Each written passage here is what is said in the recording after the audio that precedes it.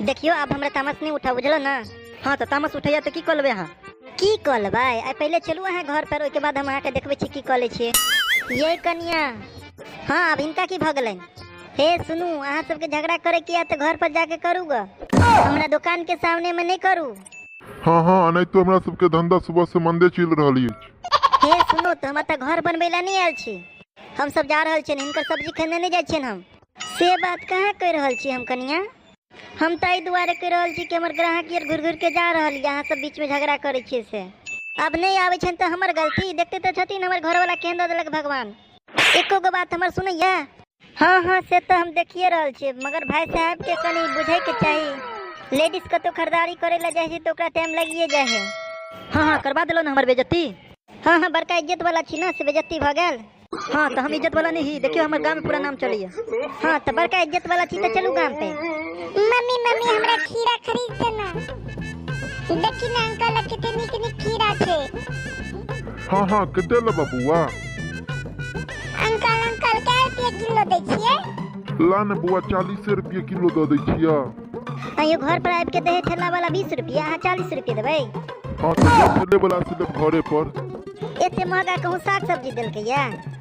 चलो बुआ घरे पर खरीदबा ठेला वाला से। नहीं हमरा ओते खरीद देना।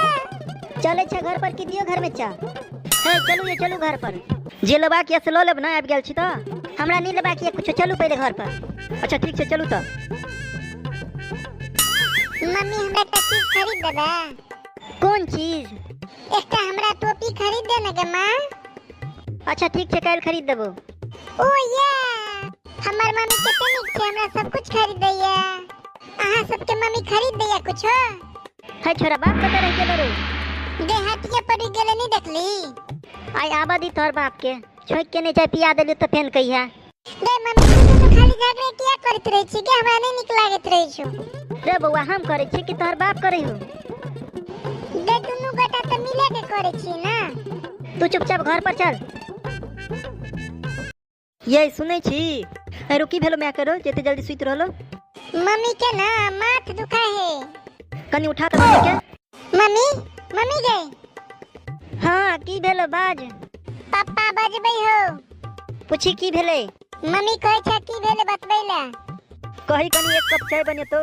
मम्मी पापा कहे छ की चाय बनबैला एक कप। कही अपने से बना के पी ले तो हमरा माथा दुखाइया।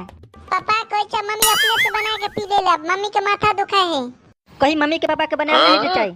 मम्मी पापा कहे छ कि हमरा नहीं है बनाल। कही नहीं है छे बनाल तो बाहर जाके पी लेते। पापा मम्मी कहे छ कि बाहर जाके पी लेला। अच्छा ठीक छै तो जाइ छी बाहरे पी लेला। मम्मी आप बाहर जाओ पापा पीबेला चाय। कही एक कप हमरो ला बाहर से पार्सल लक आबि जेते।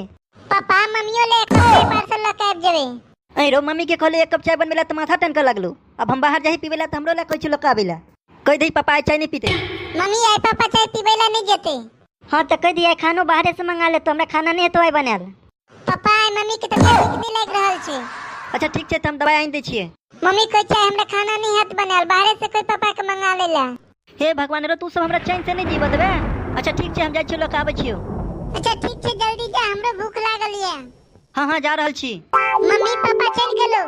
देखली तोर पापा बुझे छो कि हम ही त तेज छी। देखली गेलो ने खाना आने ले। गए पहले लक ले तू तब पापा।